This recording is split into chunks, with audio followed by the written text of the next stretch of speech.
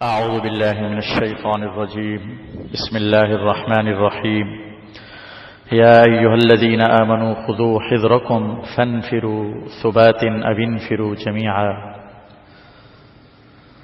وإن منكم لمن ليبطئن فإن أصابتكم مصيبة قال قد أنعم الله علي إذ لم أكن معهم شهيدا ولئن أصابكم فضل من الله ليقولن كأن لم تكن بينكم وبينه مودة يا ليتني كنت معهم فأفوز فوزا عظيما. اللہ تعالیٰ نے ارشاد فرمایا، اے ایمان والو، تم اپنے بچاؤ کا سامان لے لو، پھر نکل پڑو، چھوٹی جماعتیں ہوں یا بڑی جماعتیں بنا کر سب کے سب نکل پڑو. اور بے شک تم میں بعض لوگ ایسے ہیں جو دیر لگاتے ہیں، بس اگر تم کو کوئی مصیبت پہنچ جائے تو کہتے ہیں کہ اللہ نے مجھ پر انعام کیا کہ میں ان لوگوں کے ساتھ حاضر نہیں تھا. اور اگر تمہیں اللہ تعالیٰ کا فضل حاصل ہو جائے تو کہتے ہیں کہ گویا تمہارے اور ان کے درمیان کوئی دوستی ہی نہیں ہے، اے کاش میں ان کے ساتھ ہوتا تو مجھ کو بھی بڑی کامیابی حاصل ہوتی.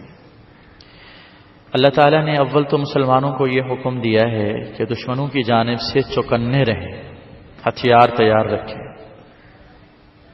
اپنے آپ کو تیار رکھیں، اسلحہ سازی دشمن کے مقابلے کے لیے اپنے آپ کو تیار رکھیں، غافل نہ ہوں، غفلت میں مبتلا نہ ہوں، اپنے آپ کو ہر اعتبار سے چوکنا رکھیں، ریڈی رکھیں، تیار رکھیں، اپنے بچاؤ کا ساز و سامان، اسلحہ، یہ چیزیں تیار رکھیں. اور جب موقع آ جائے لڑائی کا تو نکل پڑیں. جہاں چھوٹی چھوٹی جماعتیں جا سکتی ہوں وہاں چھوٹے چھوٹے لشکر جائیں، جہاں بڑے لشکر جا سکتے ہوں وہاں ضرورت بڑوں کی ہو تو بڑے چلے جائیں. تیار رکھیں اپنے آپ کو جہاد کے لیے. اس کے بعد منافقین کا طرز عمل بتایا، کیونکہ منافقین ایک ایسا طبقہ تھا جو مسلمانوں سے مل جل کے رہتے تھے. دل میں تو کافر تھے لیکن ظاہراً اپنے آپ کو مسلمان کہتے تھے.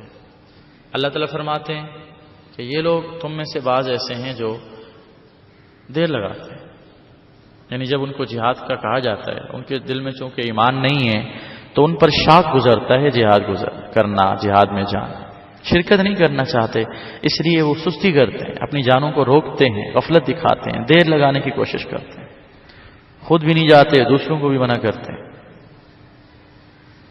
اور پھر جب اگر مسلمانوں کو شکست ہو جائے، تکلیف پہنچ جائے تو یہ منافق بعد میں کیا کہتے ہیں؟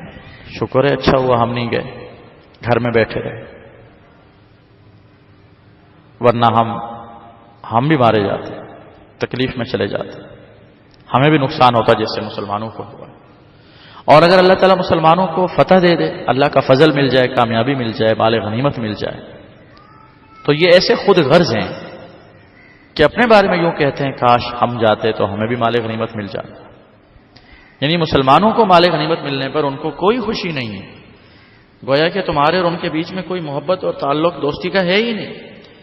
ورنہ جب جس بندے سے بندے کو محبت ہوتی ہے اس کی خوشی پر بھی بندہ خوش ہوتا ہے کہ چلو مجھے نہیں ملا میرے بھائی کو مل گیا، مجھے نہیں ملا میرے رشتہ دار کو مل گیا، مجھے نہیں ملا میرے دوست کو مل گیا. لیکن یہ ایسے بد نصیب ہیں کہ تمہاری خوشی پر ان کو خوشی نہیں، اس پر ان کو افسوس ہوتا ہے کاش کہ ہم جاتے تو ہمیں بھی مل جاتا، ہم نہیں گئے ہمیں کچھ بھی نہیں ملا، اس پر افسوس کا اظہار کرتے ہیں. تمہاری خوشی سے ان کو کوئی دور دور تک سروکار نہیں. ان کے نزدیک سب سے بڑی کامیابی یہی ہے کہ مال مل جائے، دولت مل جائے، دنیا مل جائے، آخرت کی ان کو کوئی فکر نہیں.